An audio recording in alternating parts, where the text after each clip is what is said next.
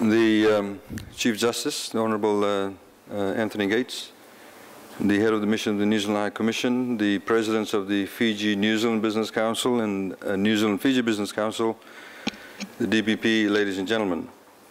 It gives me much pleasure to be here. My apologies for the delay. I'm just experiencing fatherhood, so I've had to feed my son before I came here. There is quite a lot of issues that we can discuss at this forum, and I'm sure that would be of interest to you in terms of what is happening in Fiji vis-a-vis the policies, vis-a-vis the political developments, and of course the way forward in respect of what the government believes is a good framework, not just a legal framework, but a business and commercial framework to encourage investment and at the same time sustain jobs and increase the job market. What I'd like to do this morning is very quickly highlight to you some of the salient features of the economy. Those of you who may have read the Reserve Bank of Fiji May forecast, they have in fact revised the forecast for Fiji's growth. The revised rate is now 2.9%. There's a number of factors. One of them, of course, which is quite prominent, which is the consumption rate has increased quite significantly compared to what it had been. Some of the reasons why this has happened is that the Prime Minister announced in the 2012 budget a tax cut, not just for corporates, which has been reduced to 20%, but also for ordinary taxpayers, where the tax threshold has in fact been increased to 15,600, but 99.1% of all taxpayers in Fiji earning up to $270,000 have received a tax cut. Of course, that fuels consumption, and that has been one of the reasons for bringing about the tax cuts. So as opposed to going about and taking very stringent austerity measures as you have seen in some of the other countries, we have in fact taken a different mixed approach to spurring economic growth. At the same time, this is coupled with the fact that a number of laws have been passed to in fact increase competition within the economy. If I can elaborate, for example, the most recent one has been the modernization decree of the Nadi airport. Now, that includes a revamping of the airport, in particular in the departure area, but at the same time, it has meant opening up the market for concessionaires at Nadi airport. There has been, in fact, a duopoly, if you like, not just in the duty-free segment, but also within the catering segment. So the idea is to have that modern approach where an airport like AFL becomes a lot more attractive. If you speak to the Skegs, they will tell you there's a lot more super yachts coming through. So in other words, it means you've got more private jets coming into Nadi Airport. So we need to be able to cater for this particular market at Nadi Airport. As a matter of interest, Nadi Airport is the only airport that makes a profit. AFL looks after all the other airports in Fiji. They all make a loss. So in fact, Nadi Airport subsidizes those losses. So the idea is to, as modern day airports go, the idea is to get your revenue, increase your percentage of revenue through your concessions that you give out. So a number of those changes are also taking place. At the same time, there has been a focus on creating a home construction industry. By that we mean that home construction has never really been strong in Fiji on a sustained basis. If you look at building approvals, they've always been spurred by one major development, whether it's Natandola, whether it's Momi, but there has been no sustained growth on the domestic home front. Thus, there was a move a couple of years ago to, for example, bring about some robustness in the competitive pricing of hardware goods. Now, we had some negative impact or negative comments in respect of bringing about price control in the hardware sector, but it's a temporary measure to try and get Fijians to have access to some very basic hardware items for them to be able to not just refurbish their homes or add on another room, but to instill that confidence. And as a result of which, you will see there's a $2 billion 7 to 10 year plan in developing the Waila city. Now that is being funded through the Exim Bank of Malaysia, through a Malaysian company, and working with the Housing Authority of Fiji. So it has low-cost housing all the way to the top end of the market housing in a particular area where we expect about 25,000 people to live there. That's already commenced. Similarly, we have issued for the first time in Fiji a casino license. It was very interesting. Last night I was at the 41 years of the Hard Rock Cafe birthday, and where Hard Rock Cafe now internationally is in fact owned by American Indians. The casino license that has been issued to 100 Sands is an American company, and one of the conditions of the license is that 20% of the shareholding of the company must always reside with or be owned by American Indians, because they were the original partners in the company. So it does provide a particular, cater for a particular niche market. The accommodation that will be built around the casino is going to be 6-star accommodation. One of the conditions of the license was that it must have a minimum sitting of 1,500 convention center. Now, the reason why that was put in as a condition of the license was because we have not really, as far as the tourism sector is concerned, tapped into the MICE market, which is meetings, incentives, conventions, and exhibitions. We have been approached over the past couple of years to, for example, host some very large film awards, but we do not have the capacity. Suva, for example, has the capacity to hold in the Vodafone Arena, but it's got no room inventory. Nandi has the room inventory, but it doesn't have the capacity to host a convention or such an event. So that has been the rationale behind. It's not just simply giving a casino license, but to have the various ancillary services and various ancillary activities that can be tied in with the casino. I know a lot of these topics will be discussed later on in the specific areas you've got, for example, reform in the public service, etc. But let me touch very briefly, and it's pertinent because we've got MWH here. MWH has been hired by the government of Fiji, essentially to carry out reforms in our Department of National Roads. The Department of National Roads, in fact, is going to be wound down and is going to metamorphosize into the Fiji Road Authority. And MWH has been used as the change managers to bring about very strict guidelines in terms of spending, accountability, transparency, but the ultimate goal is to put in place outsourcing of roadworks in Fiji. So there's enormous opportunities. I think Highway Stabilize is one of your sponsors. So there's opportunities for New Zealand companies in those areas too. We have, at the same time, as you may have seen, in the tourism sector, the government, for the first time in Fiji's history, has provided unprecedented funding to Tourism Fiji on a sustained basis. For the past 4 years now, the government has allocated $23.5 million to Tourism Fiji. The idea is to put in place a long-term goal, a strategy. Now, one of those strategies includes not just rebranding Tourism Fiji. The logo of Fiji-Me is going to go out. We're going to get a new logo put in. There's going to be a new, and in fact, we've taken the page, a leaf out of New Zealand's way of dealing with tourism.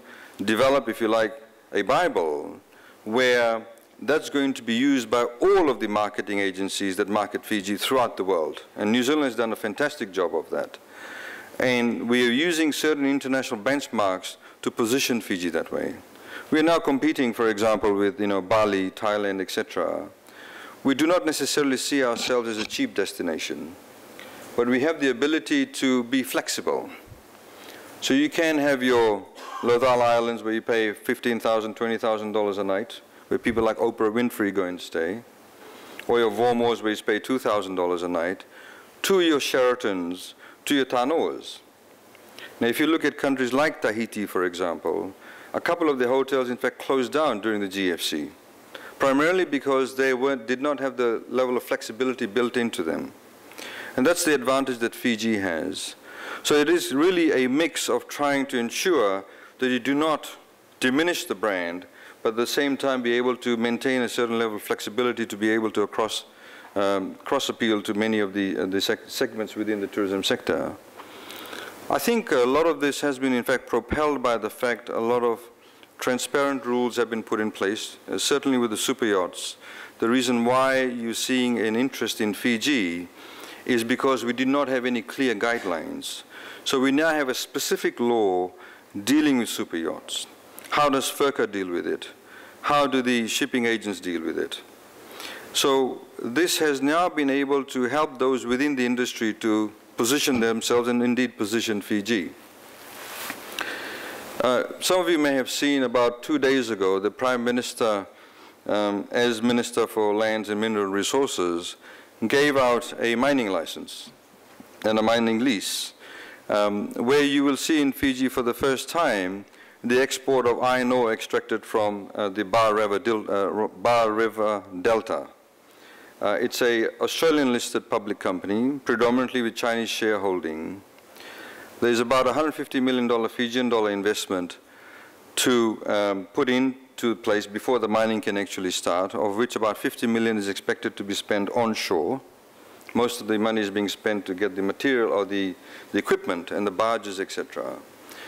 We expect 300 jobs, 24/7 shifts, and it's got a mining lease of about 20 years. And they believe it's got a life of about 18 to 20 years. It's going to be a huge boost for Bar. But what it has meant is that it means the development of various other services around that. Engineering, whether it's electrical, whether it's civil. And there's definitely opportunities in that respect. And as the head of the New Zealand High Commission has said, that New Zealand has the ability to offer those sort of services. And the service sector is indeed quite significant. With government's outsourcing agenda, you'll see growth in that area. One other area which is very interesting and for us, we have recently put in place over the past 18 months or so a huge emphasis on the audiovisual sector.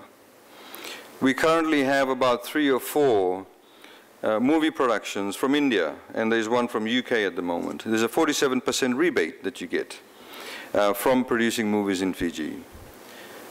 Now, again, with this, we see a lot of growth in this area. But there's a huge lack of capacity within Fiji in as far as equipment, in as far as personnel are concerned. And we've had a couple of interested individuals, and I know New Zealand has got a very solid film base, or movie production base. There's opportunities to even have cameras, lights, etc., where an investment of about $1 or $2 million could mean enormous amount of return on that. Because many of these houses that are coming, production houses that are coming from India, are in fact saying, we wish somebody had some cameras, or somebody had some lights. At the moment, they're bringing in, I think tons would be the right word. Williams and Goslings are here. They use, a lot of them are using Williams and Goslings for those services. So there's the opportunities in that area also. Let me very briefly touch on the political developments, and I think it's of interest to everybody. We launched on Thursday the voter registration campaign. On the 3rd of July, or from the 3rd of July, we will, using Canadian technology, a company called Code Inc., has been hired by the Fijian government to carry out and provide the technology for voter registration. It's a company with 20 years experience. Recently, they registered voters in Gambia, where they had very successful elections. We hope to carry out the bulk of the registration of Fijians living onshore, which is approximately 600,000 people, within 8 weeks. It's a massive logistical exercise. The New Zealand government and the Australian government have obliged and provided a couple of logistical experts working together with the RFMF logistics person. And we have, and you'll see in the papers, we'll be deploying about 1,200 people to essentially go throughout Fiji and register Fijian voters. And for the first time, those above the age of 18 will be voting. Very interesting statistics. We understand, and the figures are yet to be finalized, that at least 48% of the voters for the elections in 2014 will be below the age of 35, many of whom will be voters for the first time. Because the voting age used to be 21. In the last elections, if somebody was 20, they're already now 20, they'll be 27, 28 by the time the elections take place. So it's a very interesting set of demographics that's developing in Fiji, indeed not just from a political perspective, but obviously from a consumption perspective. The constitution consultations are to begin in July. That's an independent process. Once the draft constitution is developed by the Constitutional Commission, it's presented to a constituent assembly that will be selected from various civil society groups, NGOs, etc. And then they will look at the draft constitution and then present a final constitution to the President for his approval. That will then be the Fijian constitution. The public emergency regulations that were in place have been lifted, and what we are doing is to encourage all Fijians to participate in the constitution consultation process. It is imperative that we do so. The Prime Minister has set out some what we call the non-negotiable principles that need to be incorporated into the constitution. Common and equal citizenry, no legal enforcement of ethnic voting, voting age to be 18, ensuring that we have an independent judiciary,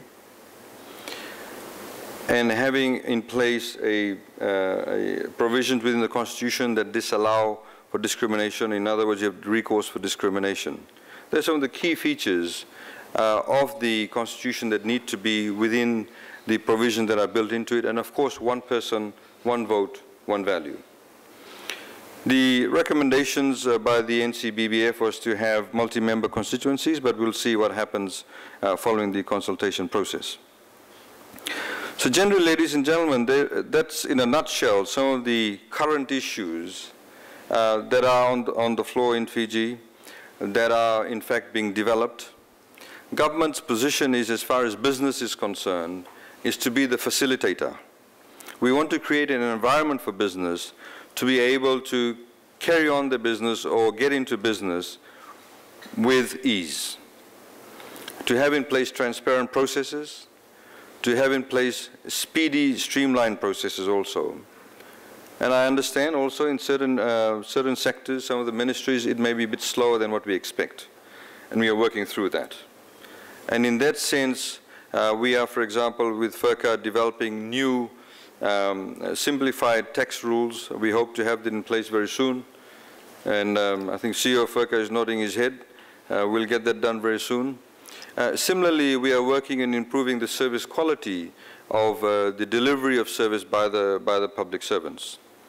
We have also, and I know there's been a topic of discussion by many, and I think unfortunately a lot of misrepresentation does take place. You have the Chief Justice who will elaborate on that further.